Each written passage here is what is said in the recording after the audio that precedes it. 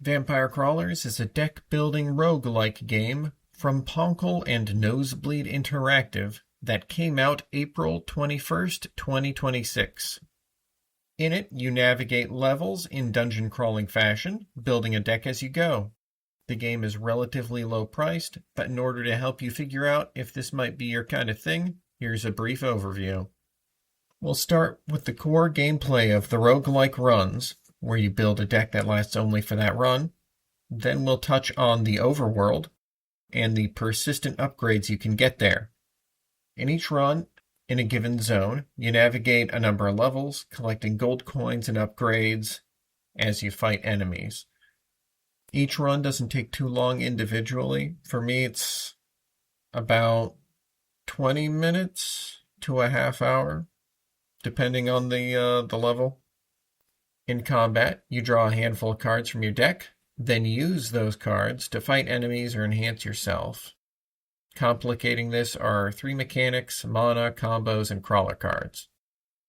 First, mana costs. Each card has a mana cost, and you can only activate a card if you have enough mana, which you can figure out if you have by checking the right side of your screen. There's the blue ball with a number in it.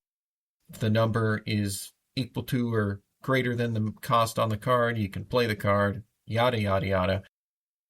Oh yeah, and the mana resets each turn, so there you go. Well, maybe not there you go. That's useful to know, right? Anyway, yeah. Second, combos. Combo chains are where you can amplify cards' effects by playing them in order of increasing mana costs. Wild cards don't have a mana cost, and the card you play after that can continue the combo. So if you have a bunch of wild cards, you can use them to just keep on cycling up and through the mana costs and keeping your chain going as long as you have, some way to pay for all that mana. The effects that draw more cards can be useful for that. Third, the crawler cards. Crawler cards, after they're played, give you a benefit whenever a certain color of card is activated. Blue and yellow are usually support, red is usually attack, purple usually gives you mana, though you can get gems that modify the color of your card. You start out with only one crawler in your deck, but as you discover more crawlers, you can swap them out, or you can find outhouses to get whichever crawler happens to be hiding in that outhouse. You have to bribe them to get out. Because, yeah.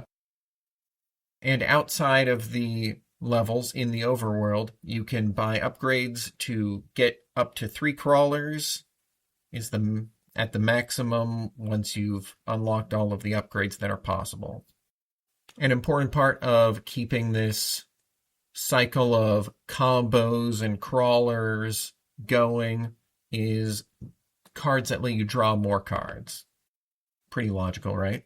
And there are some cards that just directly draw new cards.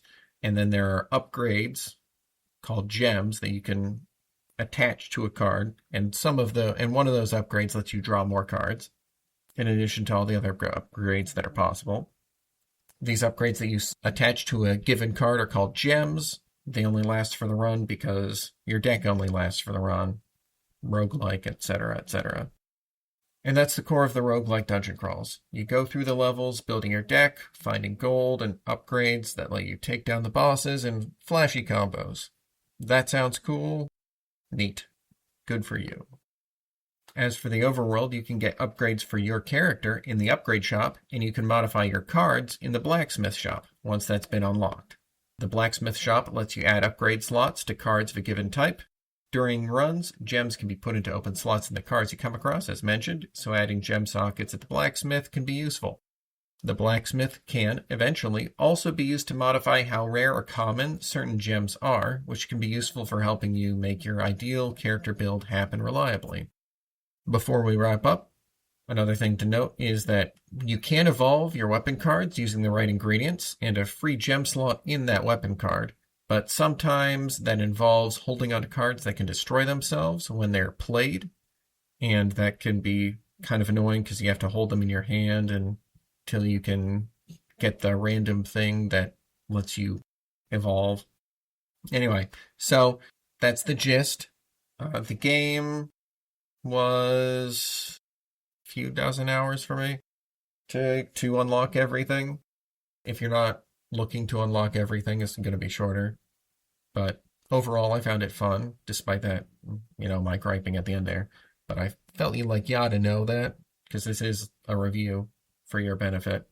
Anyway, if the game sounds interesting to you, then it's available on Mac, PC, Switch 1 and 2, PS5, and Xbox Series X and S. Finally, have a day. Yeah, you don't have to if you don't want to, but feel free, on me. One day. Just the one, though. Bye.